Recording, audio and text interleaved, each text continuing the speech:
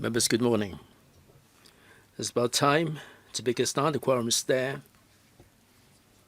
There is only one item on the agenda. Before the meeting, the administration circulated information paper number ECI 2026-27 number 3 to all members, which sets out changes to the directorate establishment approved since 2026, as well as the impact arising from the changes outlined in the discussion item. Just a reminder that if there is any direct or indirect pecuniary interests in the item under discussion, please, in accordance with Rule 83A, disclose the nature of such interest before speaking. I also like to draw your attention to Rule 84 regarding participation in voting when there is a direct pecuniary interest.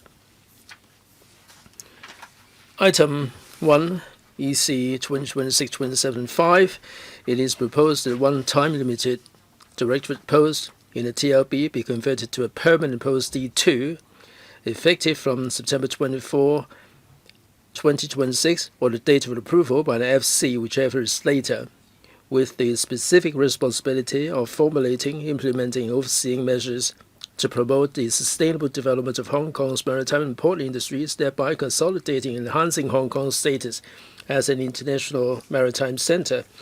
The EDP was consulted on May 5th.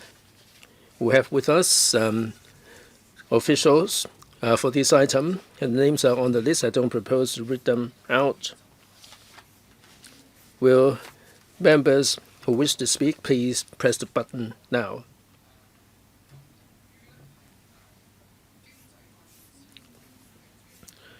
Since I'm the chairman of EDP, Mr. Eric Yim is not a member of this committee, so I will be briefing members on the discussion, the main points of discussion. The EDP discussed this staffing proposal at its meeting on May 5th. Members supported converting a time-limited post of PAS in Division 5 of the TLB into a permanent post to provide dedicated support for the development of Hong Kong's maritime and port industries and other related policy matters.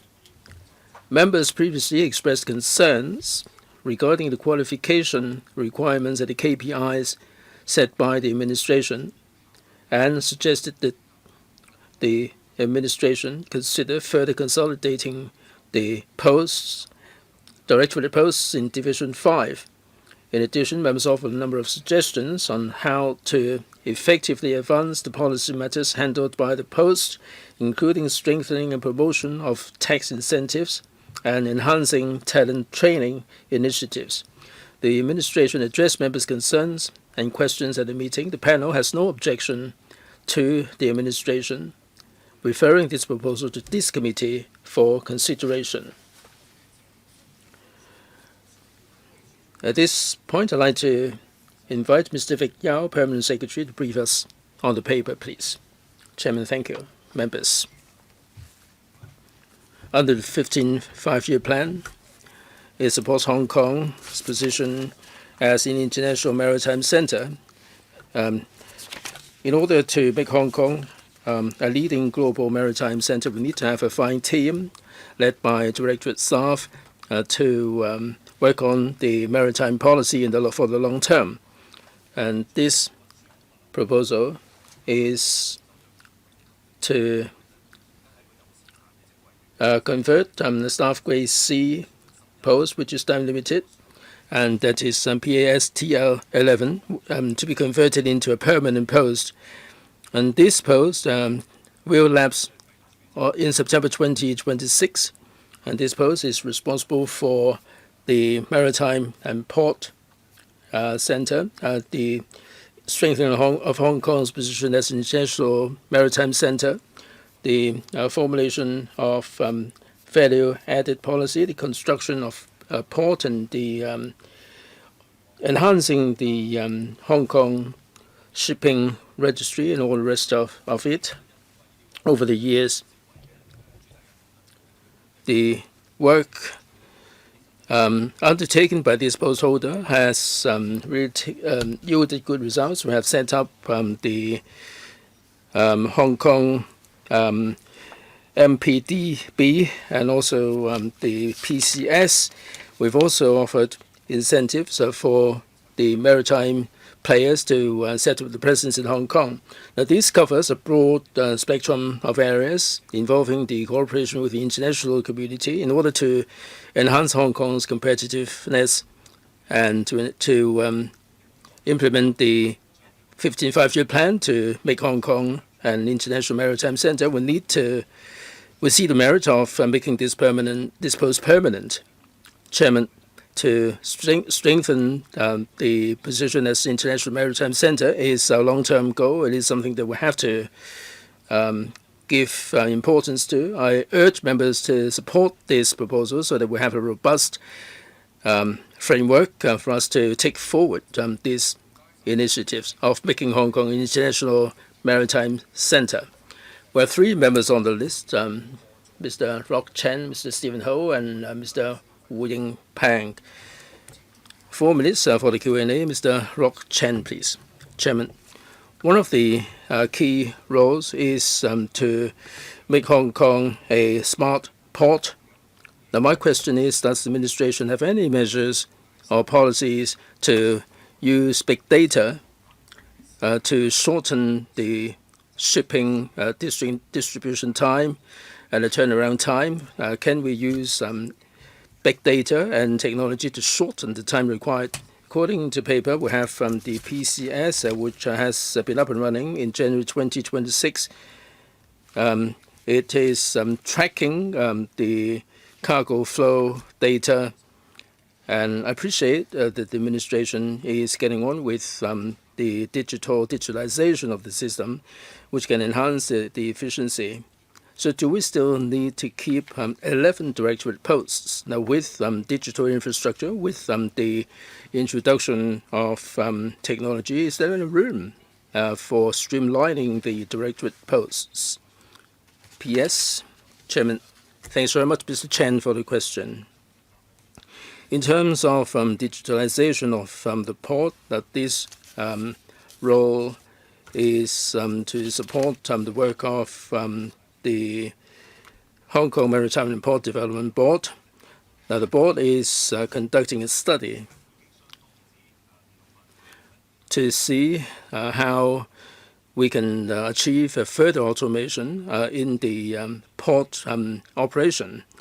The work is in hand, and in the context of the HKMPDB, we hope that in the near future we will be able to come up with an action plan, a timetable, a roadmap for this in the near term. And that's automation for the port.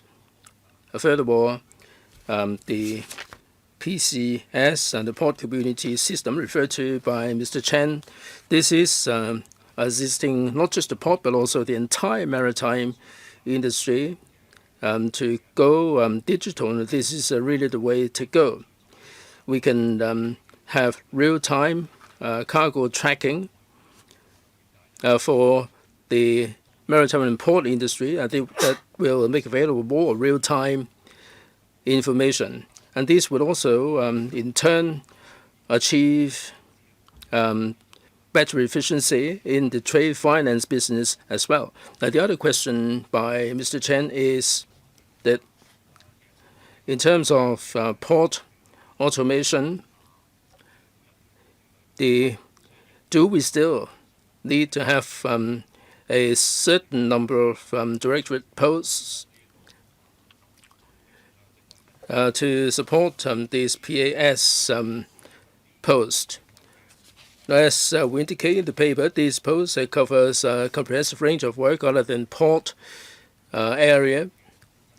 We're also taking forward the high value added maritime services in Hong Kong, and we're also mounting publicity to promote our maritime center.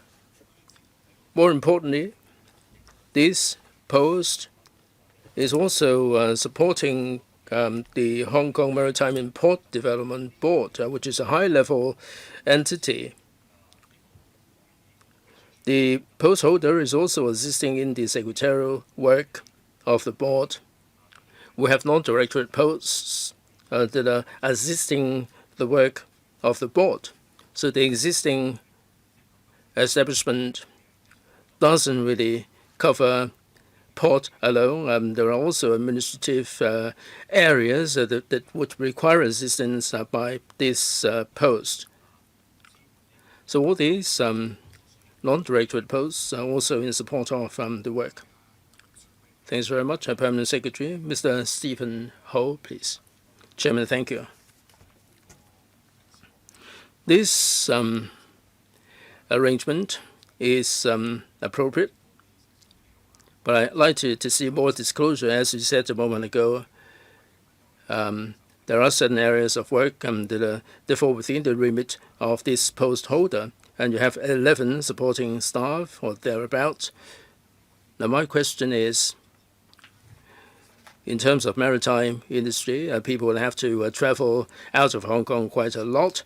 Now, if they have to travel on business, you don't really go to one single place. You'll be traveling around the world. And how do you divide the work in the team from other departments? Not your department. I heard that if you have a complement of less than 10, some may be falling sick, and some posts may be falling vacant, and you have 8 people doing the work of 10 posts. The pressure will be really severe. How do you cope with that? Permanent Secretary, these 11 supporting staff, they'll have to cope with business trips and so on. Can you elaborate on this further, please? Chairman, thank you. Thanks very much, Mr. Ho. Thank you, Mr. Ho, for expressing concerns about the pressure we are working under. Mr. Ho has got a point there. This PAS and the staff under this post holder are indeed responsible for the publicity overseas. We've been to Beijing to discuss how the maritime industry can work in collaboration with the mainland. We've also been to Geneva to attend an annual meeting on commodities trading. And coming up, there are going to be legislative proposals regarding the tax concessions to do with the port, maritime and port industry, how we're going to be enhancing this. And we're also providing half-rate tax for the commodities traders. At the Geneva meeting, we have received pretty positive feedback. There are many commodities traders that have expressed interest in this tax concession proposal. 11 is not a large number.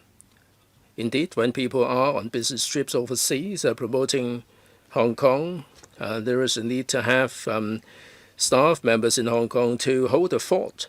So I must emphasize that other than this PAS, we have also staff members who have experience outside who are supporting the work. Mr. Ho, please. Now, when you go overseas, you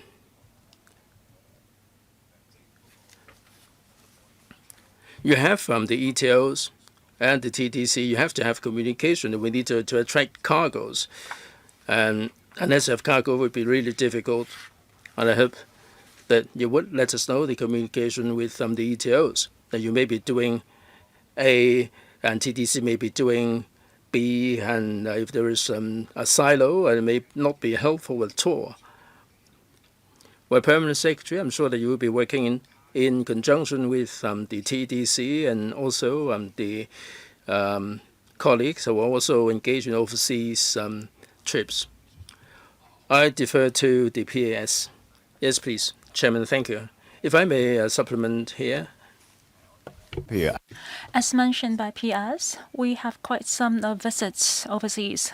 For example, in April, together with the team of HAMPDB, we have visited Geneva and attended the annual meeting on commodity trading. Within that, we are also working together with Oasis Hong Kong, Invest Hong Kong. Next, Mr. Wu Yingpeng. Thank you, Chairman. Maritime and port industry is one of the major pillars of Hong Kong economy. To ensure the continuity of maritime policy, I do support making this post as a permanent one in order to make sure that we are working out the direction provided in the National 15th Five-Year Plan. And I am really concerned with the coordination of the port development in GBA, while since together with the Nansha Bay and Yantian Bay is having severe competition. My question is, after making this post permanent, through what mechanism would we be coordinating with the local governments in GBA so that we would be able to have a better coordination? Thank you. Arrangements regarding the coordination with the GBA. Thank you, Chairman. Within the GBA, there are a number of ports, and Hong Kong is just one of them. In order to complement of each other to have better coordination, I believe that it is something that has been standing long. In recent years, we have been exploring new sources. For instance, in the western region of China, we are introducing them to come to Hong Kong as transshipping. Another coordination with GBA is that there are certain cargoes that come from Chengdu of Sichuan as well as Chongqing. They can actually come to Shenzhen, Yantian Bay through railway. And surely they can also travel by sea and arrive at Hong Kong by sea. As we make use of the railway system to bring cargoes to Yantian Bay, they can also come to Hong Kong through barges. This is one of the most outstanding examples of our coordination with the Greater Bay Area ports. That is how we be complementary of each other. We will continue to look for new opportunities in this regard. In fact, under existing circumstances, the ports in both GBA area and Hong Kong is actually having different focus in the market. For example, in recent years, Hong Kong is actively exploring markets in the Central and South Americas, in which we have a competitive edge. Comparing with other ports in the GBA area, I believe that Hong Kong is performing pretty well in this regard. Any follow-up? No. Thank you. Next, Ms. Nixie Lam. Thank you, Chairman. I do support that Hong Kong has to promote the development of maritime and port. However, the major direction of the government is to reduce the staff team. For example, we are reducing 2% respectively in this year and the next financial year. So now we are turning a time-limited directorial post into a permanent one. We are spending an addition of 3.2 million every year. So would we be rearranging from other teams, or would there be additional post members? Because it was started from November 2015 till now. In 2020 to 2021, we have suspended it for a short period of time, and we reactivated later on. Is it reflecting that this is a post that is rather facial in nature? How shall we understand the need of this particular post? Apart from that, what is the KPI? Can you please elaborate more so that we know that it is actually necessary to turn it into a permanent post? Let's allow PS to give us a historical background as well as the recent demands. Thank you, Chairman. And thank you for your question. Simply put, we are not talking about a brand new post. We are simply turning a time-limited post into a permanent one. From this regard, we are not involving any new resources. As Ms. Nixie Lam mentioned, during the COVID period, which is a rather brief stage. Temporarily, we do not have such posts, but the work remains. Hong Kong continue to promote the development of a maritime affairs as port. It has always been one of the focus of this bureau. In the past, for a brief period, this post did not exist. However, the duties were being shared by other members in the team or the team members of other non-directorate posts. As I said, this post has been long-standing, but it has been time-limited in the past, since we now see that it is clear that under the 15th Five-Year Plan, Hong Kong shall develop itself in a maritime center. That's why we have decided that we have to turn this post into a permanent one. Chairman, I have a follow-up question.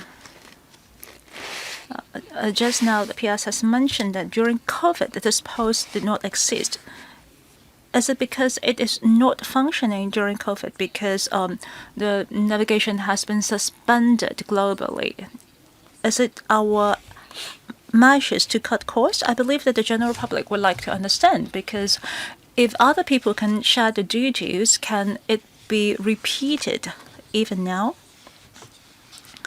Yes, please explain. Is it related to the pandemic? Thank you, Ms. Nixon. Yes, what you were referring to was a brief arrangement, because the CE at that time discovered that the legislative members have certain comments towards the arrangement of the directorate post.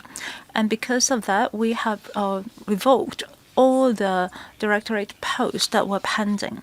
At that time, this post was also time limited, and because of that decision, this post was briefly suspended.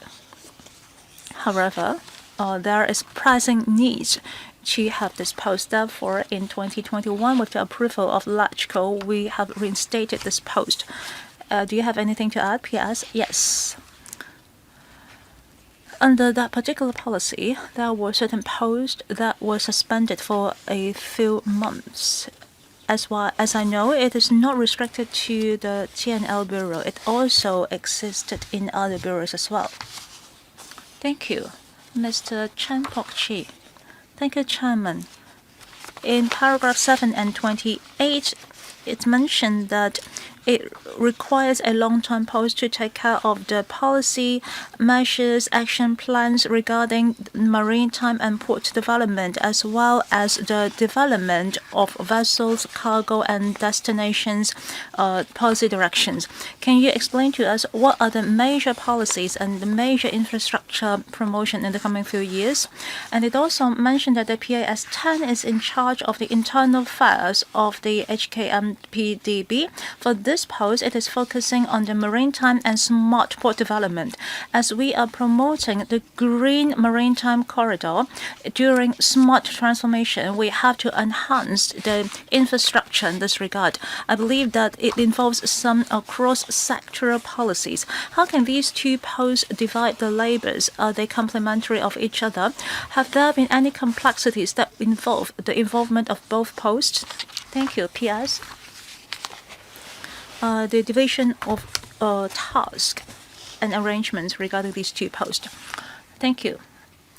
I'm glad to announce that this particular post is going to promote the passing of certain legislation. For example, we will be optimizing our maritime services tax concessions. In the last couple of years, we have already been providing certain tax concession. Well, in light of the tax reform proposed by certain international organizations, Hong Kong also needs to follow suit. Therefore, in our tax concession arrangements, we have made some adjustments and enhancements. For the first time, we will propose that commodity trade can enjoy half tax concession in Hong Kong. There will be strings attached. We hope that such commodity traders would use Hong Kong-based maritime service provider. By doing so, on one hand, we would like to introduce commodity trading businesses into Hong Kong. On the other hand, we also want to continue to promote the maritime services in Hong Kong. This will be one of the major legislative work that we'll be putting forth to the LegCo. Second, it concerns the vessel's registration. We're going to offer more flexibility. For example, we will be offering the dual registration system. Such system was not in place right now. However, over the world, there are dual registration arrangements being made in other jurisdictions, so that when the vessels have to select where to register, we will be offering them more diverse and flexible modules, and thus increasing our attractiveness. These will be the two focus of future legislation amendments, and we do hope that we will have your support when time comes. We also mentioned that there are two PAS that are involved in legislative maritime and port development. There is also a CAS, a total of 3 members. Simply put, of course, they will have different duties, and there will be times when they have to liaise with each other. The other PAS has a focus on logistics development, as well as green vessel bunkering promotion. As for the CAS, the Chief Assistant Secretary, he is mainly focusing on the training of maritime talents, which also involves the management of local vessels. From my very brief introduction, well, basically, logistics, maritime, and port development are closely interconnected. Therefore, in the course of their work, they do have to coordinate in a very deep level, and that's why we are arranging these 3 posts under the Deputy Secretary. Thank you.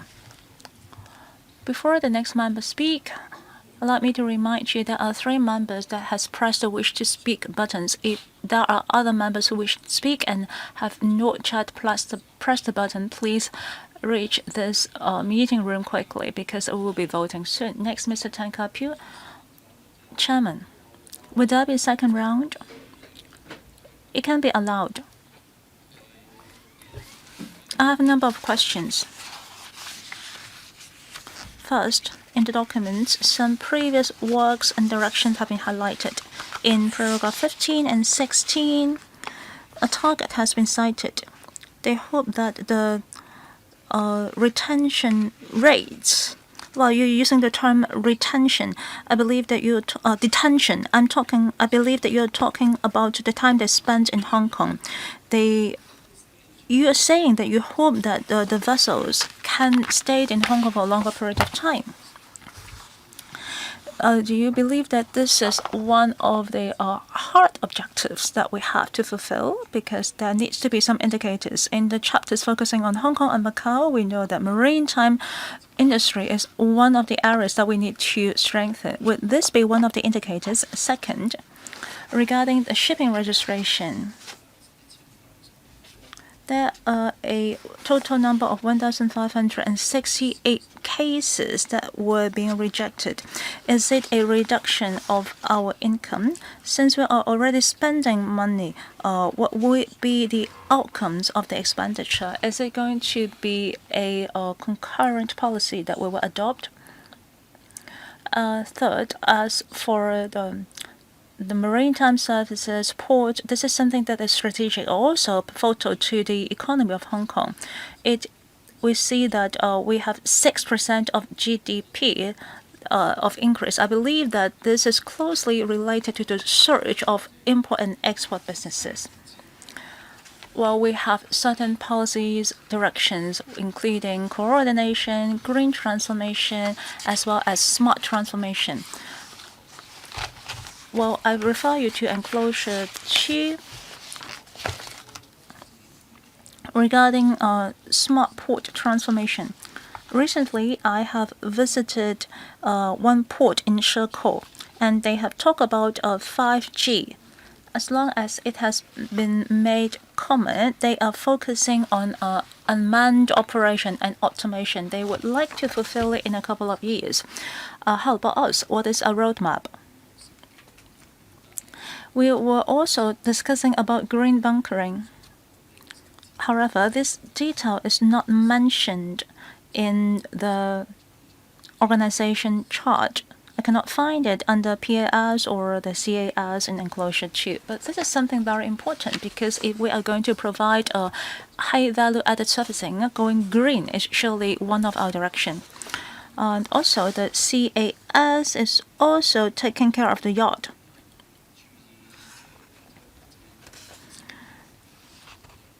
Well, if we are concerned about economic development, many members are very passionate about the promotion of yacht.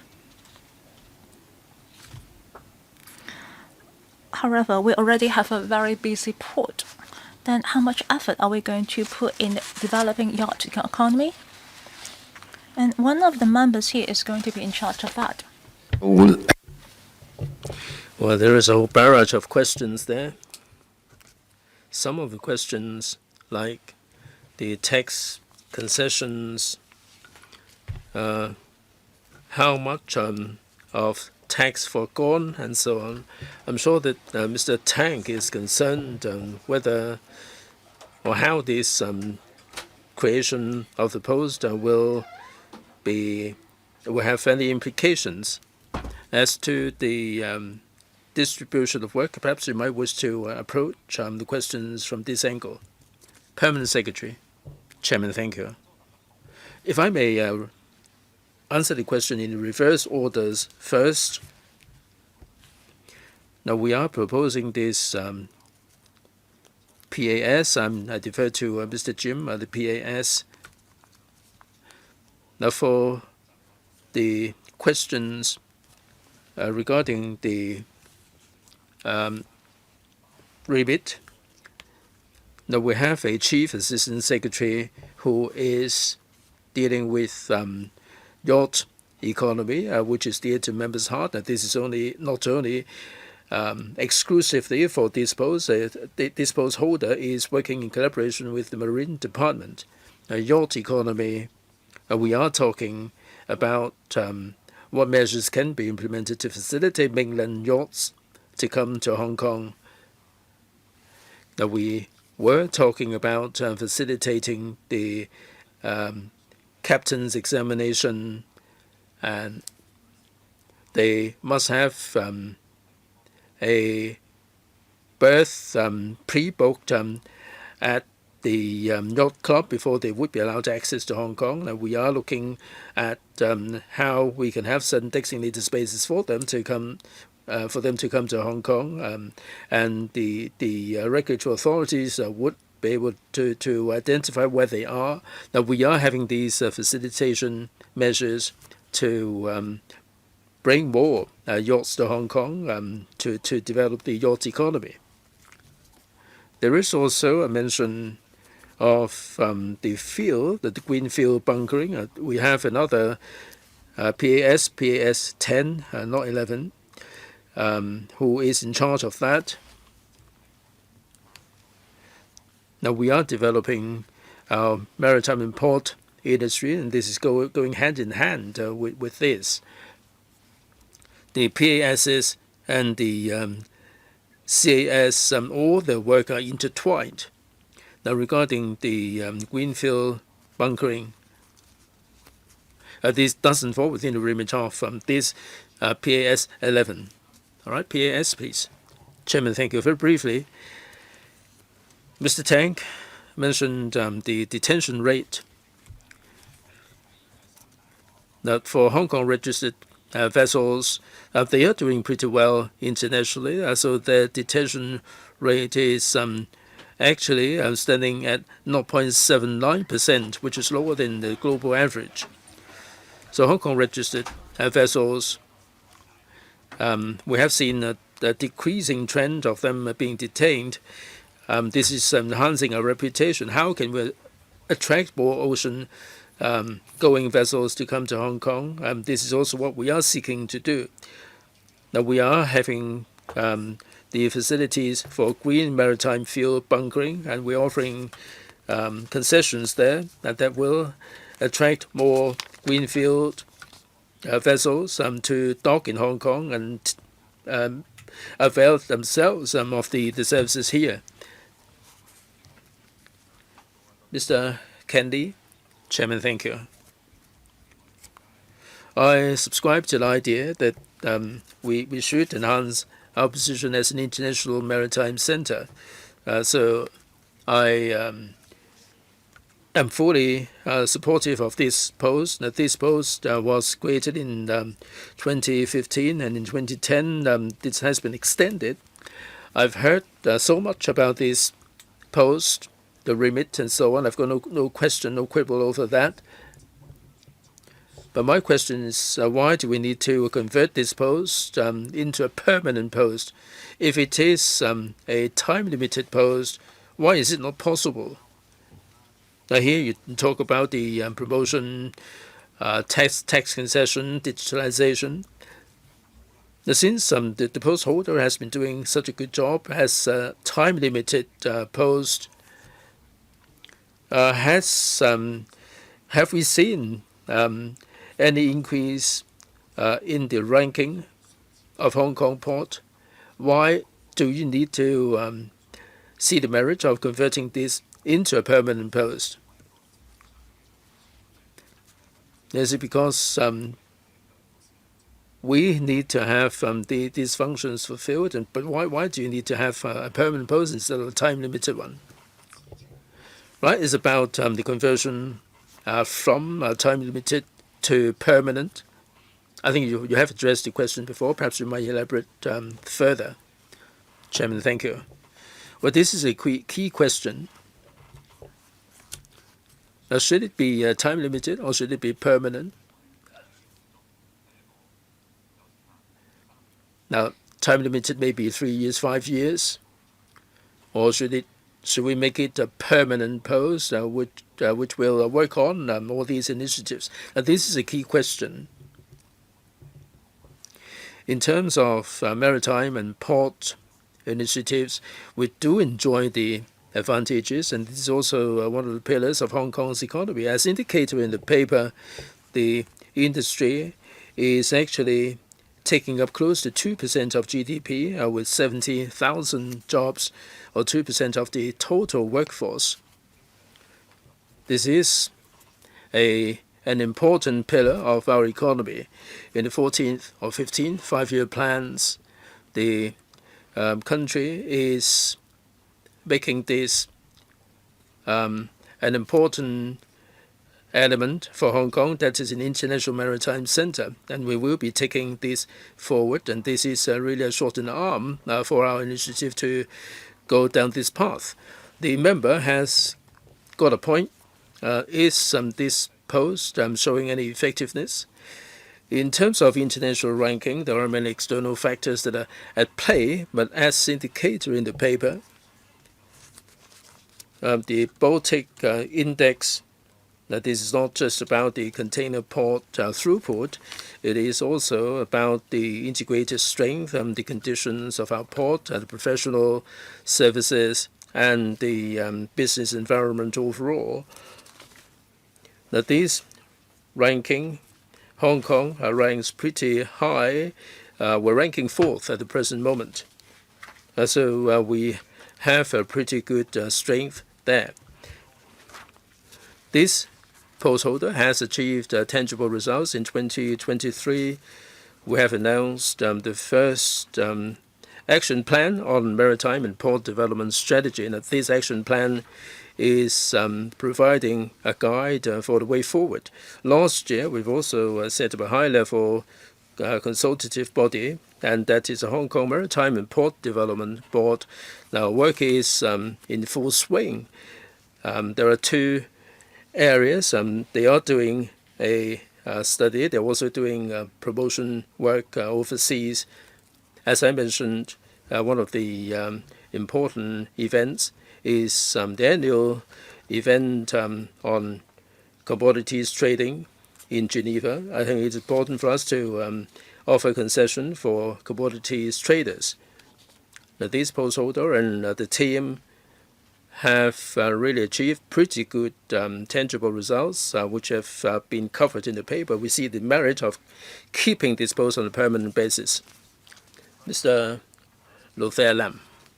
Chairman, I must make a declaration that I am in the senior management of a shipping company, and this is relevant to the work we're dealing with. I'm also sitting on the Maritime and Port Development Board as a member. Now, for this D2 post, it is converted into a permanent post. I'm fully supportive of this. Now, this is because of the 15 five-year plan to enhance Hong Kong's position as an international financial center, and also the Green Maritime Fuel Bunkering Center, and the promotion of commodities trading. That there are so many initiatives there.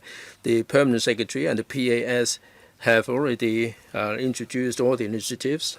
The amount of work has really multiplied. I have about 20 years in this field, and the range of responsibilities is really staggering. So I think it is appropriate and important for the conversion. Now, we have moved on from the MPB into HKMPDB, and there have been 4 post holders in this position. Mr. Jim is the 4th official that I'm coming in contact with in this area. And I hope the government will promote this area more proactively. I've got a question here in order to buttress the position as an international maritime center. It's not something that can be achieved in a short space of a couple of years. So I am in support of this. Now, Division 5 is responsible for maritime and port development. It doesn't have a big complement of staff. In order to take forward these measures, are you going to be increasing the manpower? I understand that in Dubai there is going to be a shipping registry. Now, my question is, this Dubai shipping registry, would it be under the remit of the ETO, or would it be under the remit of the Marine Department? Right, Mr. Lothair Lam is really well up in this industry. Now, Permanent Secretary, this Dubai registry, how is it going to be done? Chairman, thank you. Thanks very much, Mr. Lam, for the comments and the questions. In particular, over the years, Mr. Lam has been really closely supportive of our work. Now, we've seen an upsurge in the workload. We will monitor the situation and make adjustments accordingly. Where we need additional manpower, we will put in the application, but it all depends on the overall policy regarding the size of the civil service. Now, we will see whether we need to recruit people with a wealth of experience in maritime and port outside the government. We do have personnel of this caliber as in the capacity as consultants. So simply put, we will keep this under regular review. Now, new office in Dubai, the Marine Department will be recruiting consultants to do the work on the ground in Dubai. So the Marine Department will be hiring local consultants to do the work. Right. Fair enough. Mr. Chen Yong, please.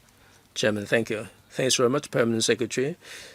From Mr. Lam, we understand that this position is really serving a very good purpose. Now, we have this maritime center is one of the 4 centers in Hong Kong. Now, we are talking about digitalization, green transformation, and smart transition. I think all these achievements have everything to do with this particular post. And perhaps you might wish to give us more KPIs. Second, page 13, there is the number of posts in the TLB. In 2024 to now, we have 223, and now we have 203 plus 1. I've heard from many quarters that basically where we need to increase the manpower, we should, but given the changes of time where we should achieve reduction, we should also do likewise. I think that would be aligned with the aspirations and expectations on the part of the public, where we need to increase, we should. Thank you. I think it involves the attitude in our arrangement of establishments. Previously, Mr. Chen Yong also asked about the reduction or addition of establishment. See if you have any thoughts. Deputy Secretary. Thank you, Chairman. Thank you, Mr. Chan, for your comments and reminders. In the past, as we are putting forth green transformation and smart transition, it is one of the major endeavors in enhancing our quality. We have put a lot of effort in this regard.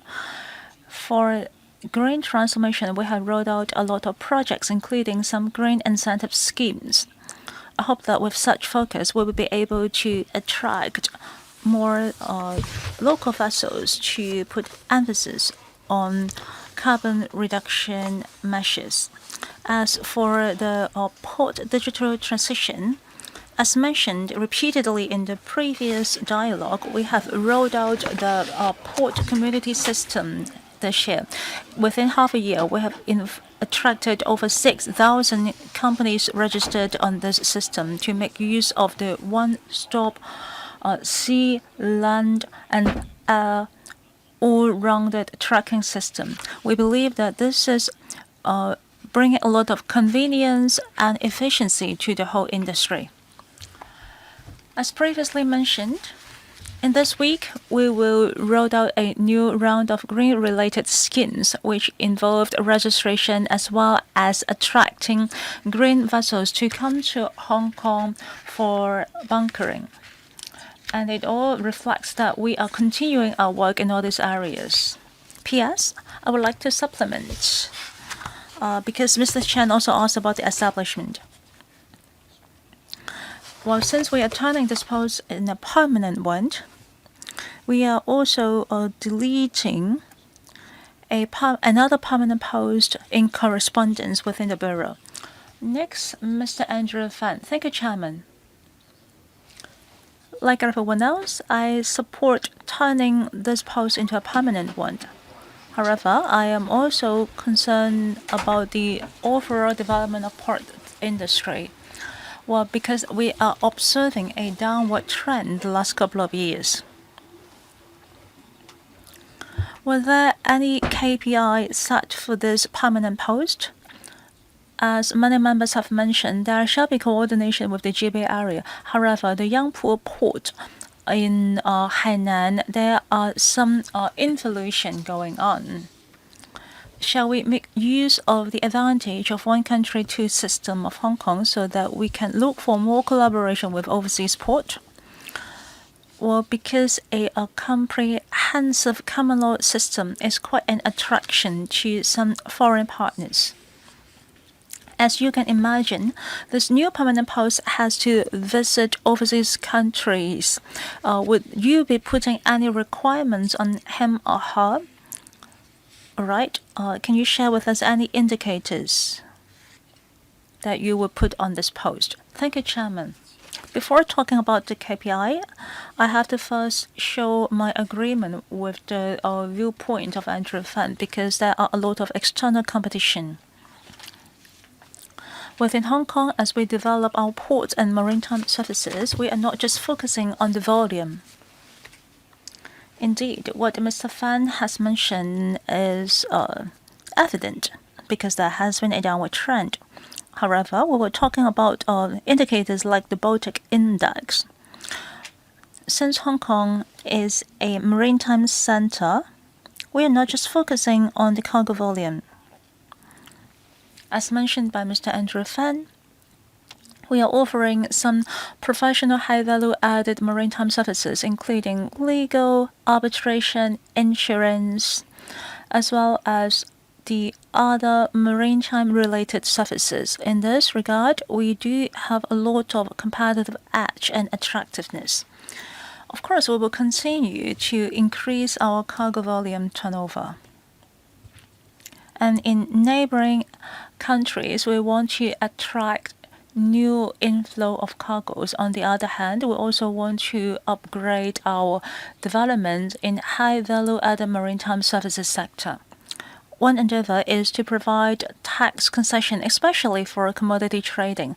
This is one step in this direction. Well, we are trying to develop a comprehensive ecosystem for this industry, and it is also closely related to the KPI. We're not talking about some hard objective that we have to fulfill, for instance, number of trips that this secretary has to complete it annually, but there are actually some objective observation, which include the amendment of legislature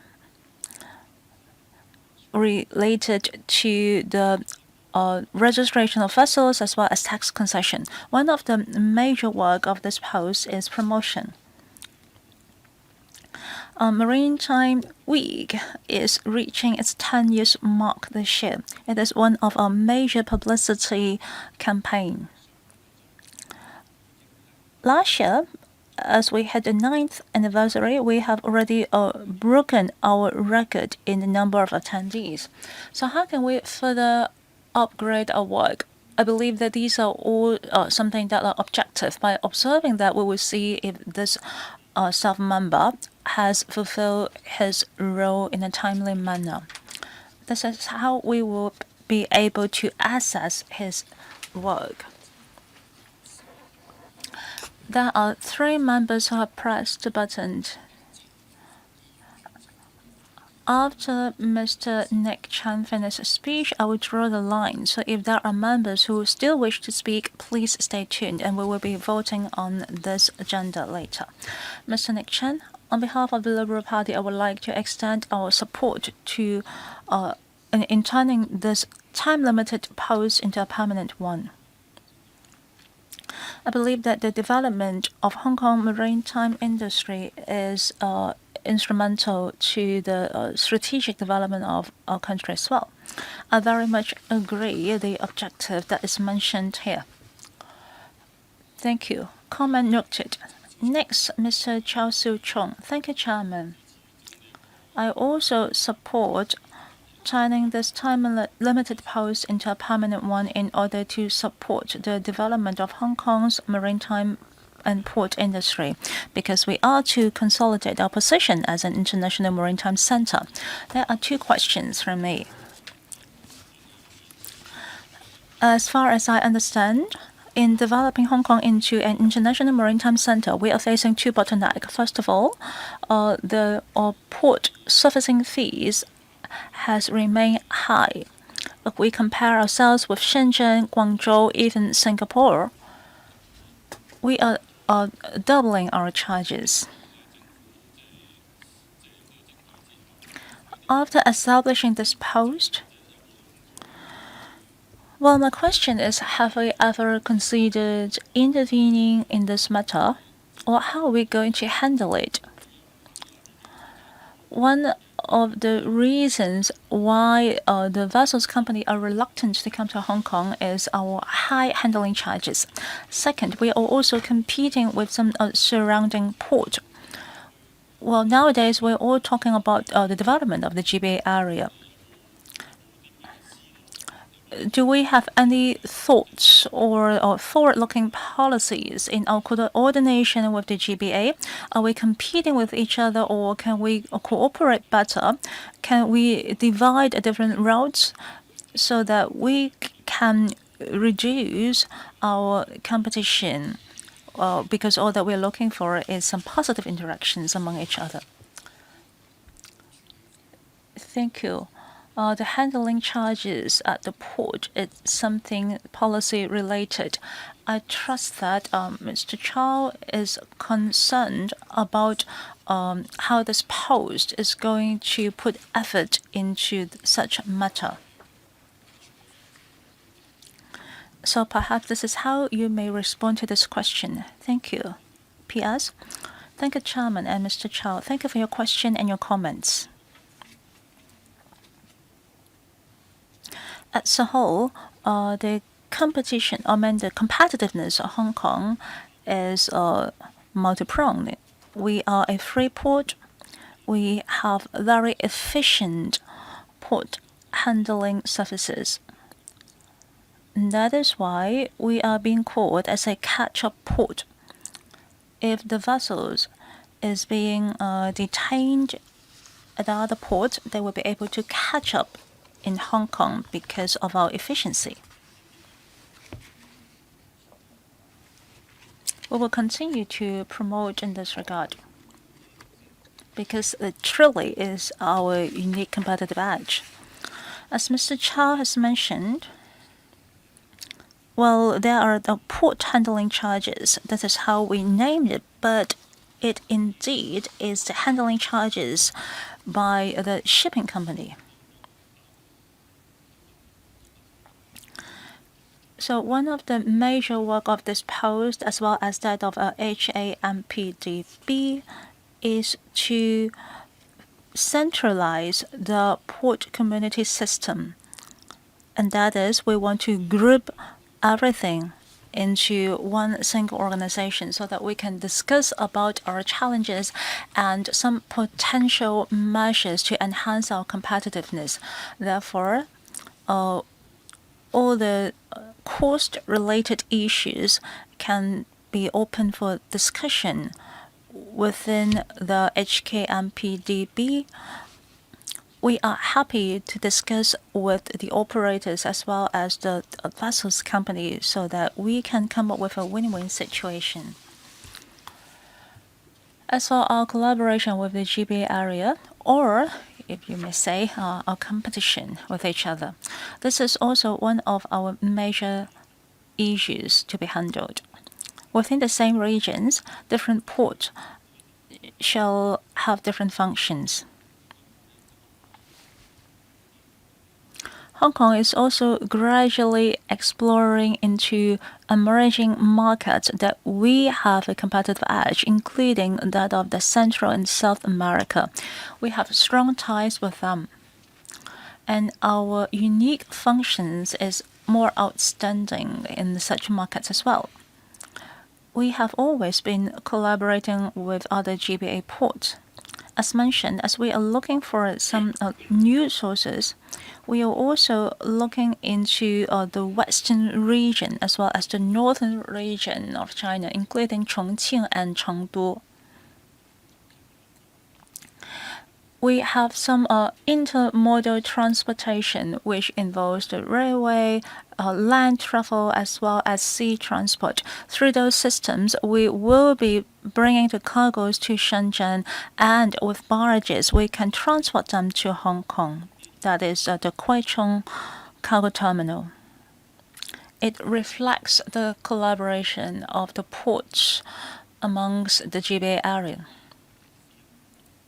As mentioned, on one hand, the private sector has to be involved, but it also involves the government-to-government liaisons. Therefore, we are very willing to take up this responsibility. We are actively discussing and looking for new opportunities with other local governments. Finally, time for me to raise questions. At the meeting today, it seems that members understand the long-term goal of this post. members are also concerned about the existence of a KPI.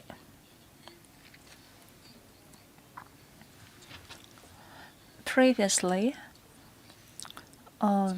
this post is involved in a lot of work, well, including some high value added services, including the registration rate, the exploration of maritime insurance.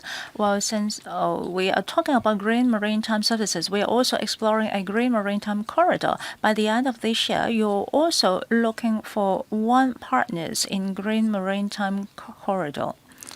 I also understand that there are many other ports that are looking for that, including Shanghai.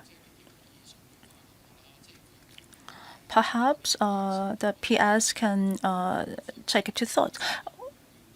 I believe that apart from the partner that we are able to secure by the end of this year, there should also be even more development in the future because it is a global trend.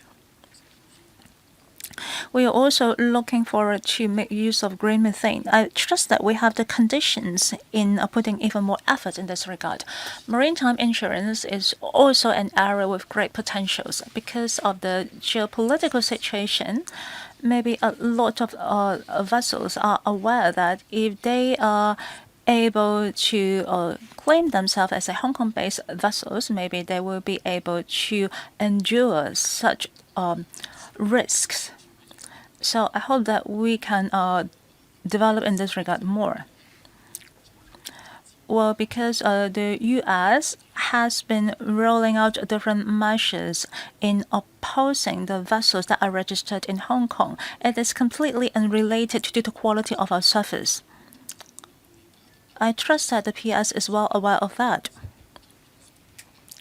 Well, after turning this post into a permanent one, I hope that you can explain and elaborate more with the sector. Well, since Mr.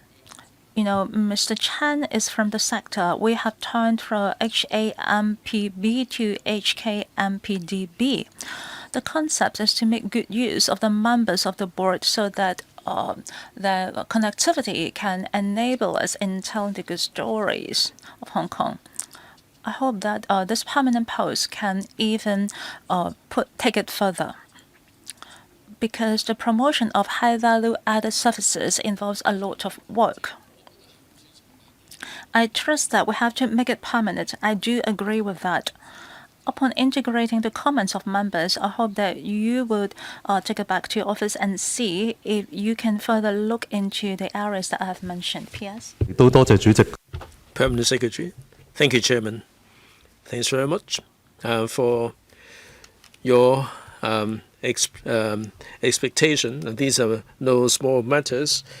The green shipping corridor, we hope that we will be able to get one achieved this year.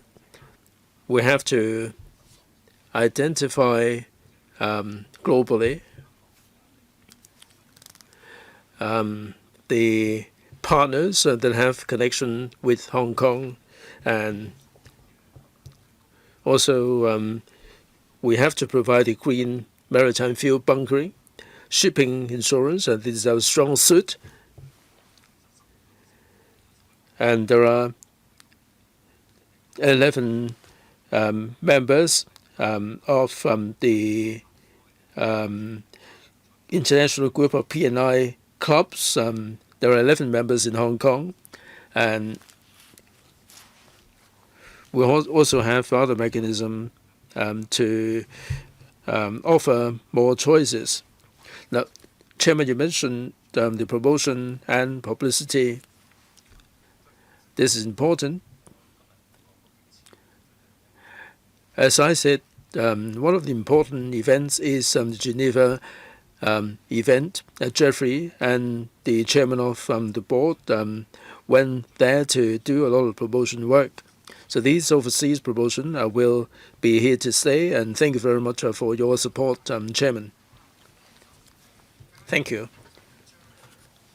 Right, and now I'll put this item to the vote. Will members in favour of proposals set out in EC 2026-27 number 5, please raise their hands. Thank you. Those against? I think the majority of the members voting are in favor of this proposal. The proposal is approved. As to whether the FC should further discuss this item, I now put the following question to the vote in accordance with paragraph 48 of the ESC procedure. The subcommittee recommends that the FC further discuss the recommendations approved as set out in EC 2026-27-5. Just a reminder that if this motion is passed, it will mean that the ESC recommends that the FC further discuss this. If it is negatived, it means that the subcommittee does not recommend any further discussion. Will those in favor of this motion please raise their hands? Those against? Thank you. I think the majority of members voting are opposed to this motion. The motion is negatived. The subcommittee does not recommend that the FC further discuss this paper. So much for today's agenda. Thank you very much for being with us. The next meeting is scheduled for Wednesday, June 24th, 2026 at 8:30. Thank you all very much.